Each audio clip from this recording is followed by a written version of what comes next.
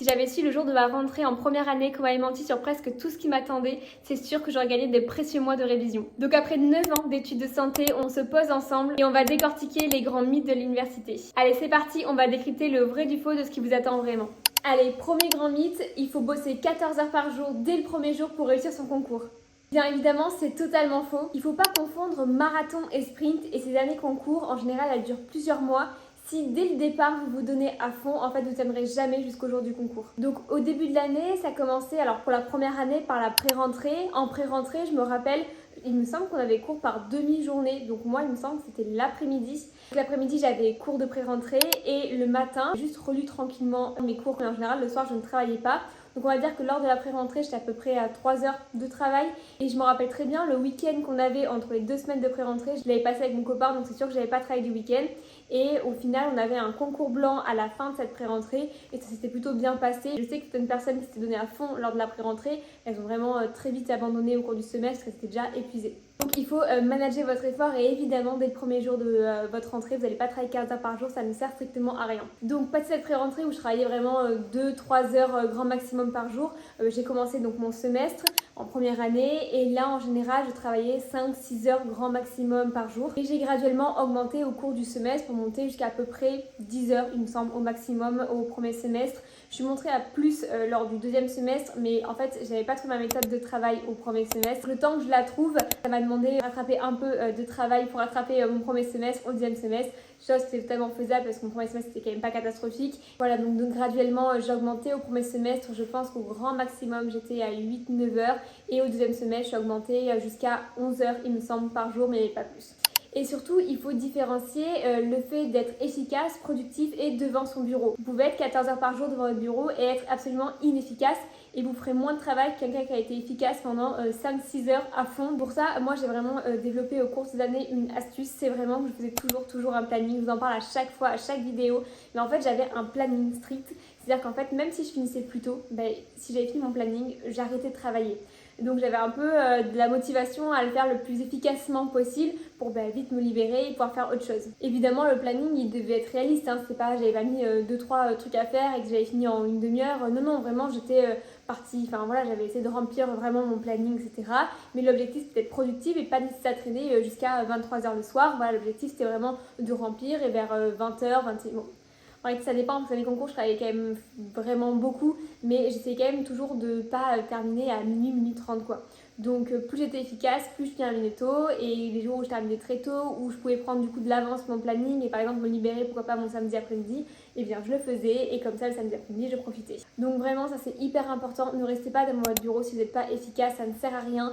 Différenciez vraiment le fait de travailler 8 heures par jour hyper efficace ou bien passer 4 heures devant votre bureau mais ça sert à rien et là vous perdez juste votre temps, vous vous épuisez mentalement et surtout vous prenez pas assez de temps pour vous, donc ça va vous empêcher d'aller loin dans vos études parce que vous allez vous épuiser. Et il y avait quelque chose que j'ai très fortement oublié, on parle toujours oui je révise 14 heures par jour blablabla, mais en fait oui peut-être que tu révises mais est-ce que tu t'entraînes? Et ça c'est quelque chose au premier semestre de première année, j'avais clairement sous-estimé l'entraînement, je m'entraînais pas du tout assez, je faisais très rarement des QCM, très peu d'ANA, j'en faisais pas mes concours blancs et ça vraiment ça m'a beaucoup manqué. Après quand j'ai trouvé ma méthode de travail, l'entraînement faisait vraiment partie, notamment pour le concours d'internat que j'ai vraiment beaucoup mieux géré que mon concours de première année, même si j'ai fini avec un super classement grâce à mon S2, mais du coup j'ai dû beaucoup plus travailler au S2 qu'au S1. Une fois que j'avais réussi cette méthode de travail et que j'avais vraiment focalisé vraiment sur l'entraînement, en fait, une fois qu'on est devant l'épreuve, la vraie épreuve, vous êtes tellement entraîné que c'est un automatisme et c'est là où vous gagnez beaucoup de place, beaucoup de points parce que vous êtes tellement habitué que ça devient vraiment un automatisme et c'est super simple. Donc entraînez-vous. Pour mon concours de l'internat, moi je faisais toujours, et même pendant ma première année, deuxième semestre, je faisais toujours mes entraînements dans les périodes où j'étais un peu plus creuse dans mes révisions, où j'étais pas aussi efficace que les périodes où je révisais par exemple du par cœur. Moi le plus efficace pour moi c'était le matin. Le matin, là, le créneau de 8h à midi, de 8h à 11h, c'était le truc où j'étais le plus efficace. Donc je faisais soit les trucs que je détestais, où il y avait du par cœur, où c'était compliqué, soit les trucs qui me demandaient vraiment beaucoup de concentration, parce que c'était des coefficients, des gros coefficients, ou des choses comme l'anatomie, où vraiment c'était vraiment que du par cœur. Sinon, les moments où j'étais un peu plus fatiguée, notamment après manger, là vers 14h, là c'était vraiment la période creuse, et bien c'était là où je faisais l'entraînement. Ça me permettait de rester concentrée, puisqu'en fait c'était des questions, il fallait que moi je travaille, je réfléchisse, mais c'était pas de l'apprentissage, de la lecture là ou de l'écriture, parce que ça m'endormait systématiquement. Donc je faisais tous les jours une session d'entraînement. Alors pour mon cours d'internat, c'était vraiment, j'avais vraiment mis en place une stratégie d'enfer, donc c'était vraiment toujours la même chose. C'était de 14h à 16h, je faisais 2 heures d'entraînement tous les jours et j'avais augmenté à partir du deuxième semestre où je faisais presque 2h30, 3h et il y avait 2 soirs dans la semaine où je faisais des concours blancs ou des annales. Et pour ma première année, pareil au deuxième semestre, je faisais tous les jours de 14h à 16h un entraînement, plus c'était un soir sur 2, j'en faisais un ED, un concours blanc, quelque chose comme ça. Et très important, vers la fin de mon deuxième semestre, vers le milieu du deuxième semestre, tous les week-ends, je faisais une épreuve type. C'est-à-dire vraiment, si mes épreuves duraient un jour, je faisais un jour d'épreuve, voilà, pour vraiment me mettre dans la concentration, m'habituer vraiment à l'épreuve pour être le plus efficace possible le jour J. Bon, vous avez compris, le premier gros mythe, il faut travailler 14 heures par jour, c'est totalement faux. Juste pour vous donner un ordre d'idée pour le concours de l'internat, alors j'avais en tête une spécialité qui était très demandée, une vie qui était très demandée, donc j'avais beaucoup travaillé et je pense que j'étais à 12-13 heures de révision par jour. Je vous recommande pas du tout, hein. C'était pas du tout une bonne idée, c'était 13 heures de révision efficace pour le coup. Et oui, ça m'a permis de vraiment avoir le classement de mes rêves, mais au niveau santé physique, santé mentale, je peux pas vous le recommander, mais c'était efficace et j'ai eu la chose que je voulais, donc c'était très bien. Et première année, voilà, je vous l'ai dit, mais en tout cas, j'étais très loin des 14 heures par jour dès le premier jour, c'est faux. Oui, je suis montée à 13 heures par jour, mais c'était vraiment vers la fin. Deuxième mythe, c'est on oublie toute vie sociale pendant les études de santé. Et bien évidemment, c'est faux aussi. Franchement, les études de santé, c'est une opportunité pour faire de nouvelles rencontres. Vous allez arriver dans des facs qui sont énormes, dans des nouvelles promotions. Je me rappelle, après rentrée, vous allez rencontrer plein de personnes. Et en plus, être entouré, ça va vraiment être nécessaire pour votre réussite. Parce qu'en fait, si vous vous isolez, vraiment, au bout d'un moment, vous n'avez pas le moral et vous n'êtes pas efficace dans vos révisions. Donc ça sert à rien. Donc, comme je vous l'ai dit, en général, quand vous réussissez, donc en vrai, en première année, c'est un peu plus délicat parce que c'est qu'il y a l'ambiance concours, c'est que c'est un peu plus challengeant, mais vous rencontrez plein de nouvelles personnes. Donc c'est vraiment l'opportunité de faire plein de nouvelles rencontres et de se faire de nouveaux amis. Attention effectivement aux déceptions amicales, attention aux déceptions amoureuses aussi pendant cette année concours, parce que le but c'est de rester concentré à fond pendant un an. Mais autorisez-vous soit avec vos anciens amis du lycée, soit avec les nouveaux que vous faites, quand même de profiter des moments, des pauses repas, etc. pour stabiliser, c'est hyper important. Évidemment, votre famille, vos amis, ça va vraiment aussi être une grosse aide pour vos années d'études de santé. C'est des études qui sont longues, donc il faut absolument pouvoir s'entourer, discuter des choses qui sont difficiles, avoir leur retour, voir autre chose, c'est vraiment hyper important. Une des clés de la réussite, c'est de ne pas s'isoler et de continuer à vivre une vie sociale normale, même si effectivement il faut qu'ils comprennent, il faut que vous communiquiez avec vous. Il y a des années où vous allez être beaucoup moins disponible, notamment la première année ou quand vous avez préparé le concours de l'internat, c'est sûr que vous allez être moins disponible qu'avant. Communiquer avec eux et vous leur expliquer pourquoi pour vous c'était des années qui sont importantes, quel est l'enjeu pour vous, etc. La communication c'est vraiment la clé, mais une fois que ce message aura passé et que ça aura été clair pour eux et qu'ils ont compris, ça va être aussi un soutien incroyable, donc il faut vraiment pouvoir en profiter. Et évidemment pendant les années genre la P2, donc à partir de la deuxième année, troisième année, c'est des années où vous allez vraiment avoir une vie sociale incroyable. Il y a beaucoup de semaines d'intégration, week-end d'intégration, attention, aucune obligation de les faire hein, évidemment, mais si vous le faites, si vous choisissez de le faire, vraiment vous allez faire de super rencontres et même en dehors de ça vous allez quand même faire de super rencontres. C'est vraiment des événements, il y a beaucoup d'événements toutes les semaines, je crois que je dirais, il y a presque un événement, une soirée, etc. Donc vous allez faire des TP, etc. Vous allez rencontrer plein de personnes. Donc là effectivement, des années qui sont très riches au niveau social. Donc non, c'était encore un gros mythe, évidemment qu'on a une vie sociale pendant les études de santé et c'est même recommandé pour les réussir. Et un mythe qu'on entend mais vraiment partout, c'est le plus dur, c'est la P1.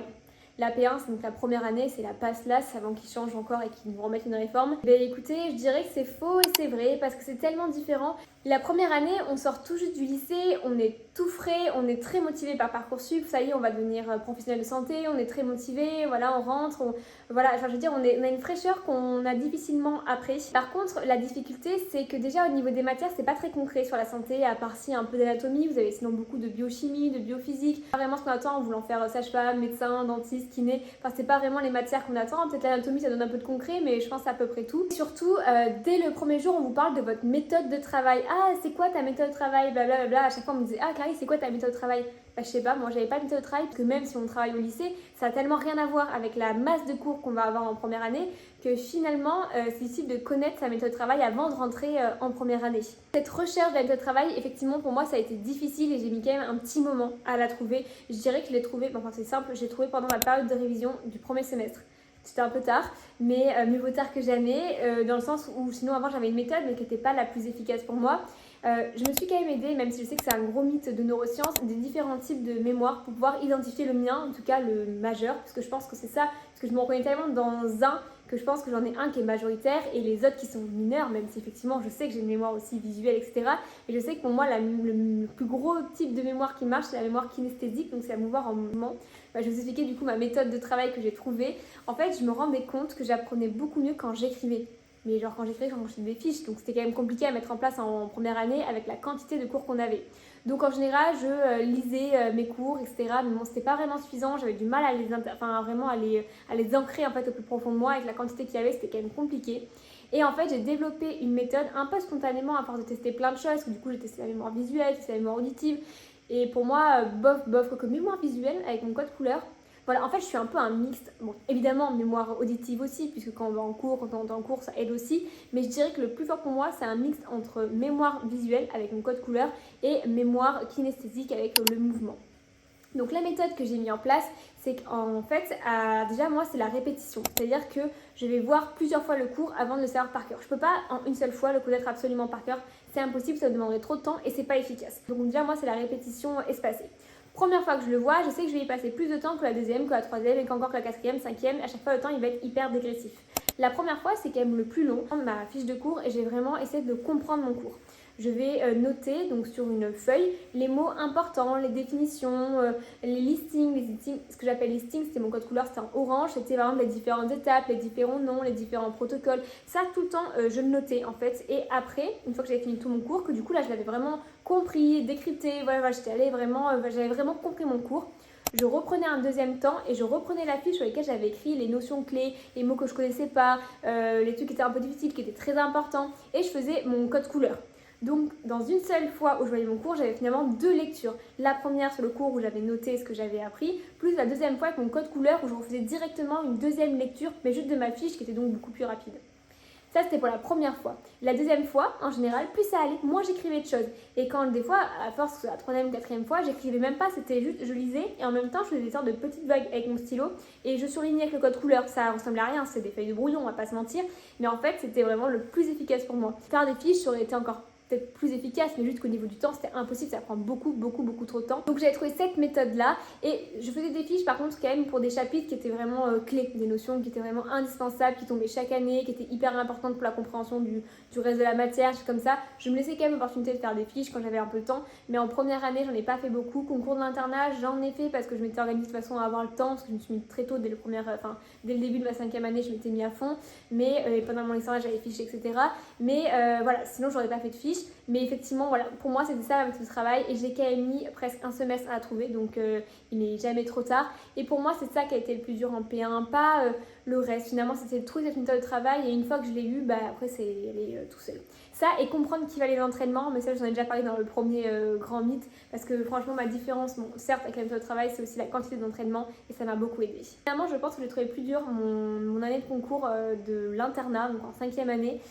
Parce qu'on est moins frais. Déjà, on est externe, donc on a le stage, on a des examens en cours au semestre, on a une vie d'adulte plus, parce qu'on est quand même plus âgé. Je crois que j'avais 24 ans à l'époque, j'avais mon copain avec qui j'avais envie d'aménager, j'avais mes copains, mes copines, on sortait.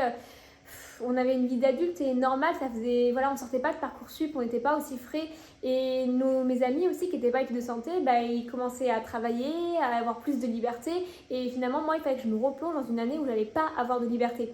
Et c'est ça qui m'a vraiment le plus peiné et qui a été le plus difficile. Ça et manager mon emploi du temps entre les stages, les rendus, les préparations aux examens classiques, CSCT, synthèse clinique, les partiels, plus mon concours de l'internat. Ça a vraiment été un enjeu pour moi, ce qui a été le plus compliqué. Et finalement, effectivement, c'était pour moi cette année qui a été le plus difficile, puisque entre les stages, on rentre le soir, on est fatigué, mais il faut quand même travailler, vite. Ça pour moi, ça a été le plus difficile. Alors qu'en P1, finalement, j'avais que ça à me concentrer sur ce concours, j'avais que ça à faire, donc c'était entre guillemets plus facile. Et j'étais plus jeune, j'avais moins idée de ce que je loupais en travaillant que quand j'étais plus âgée en 5e année.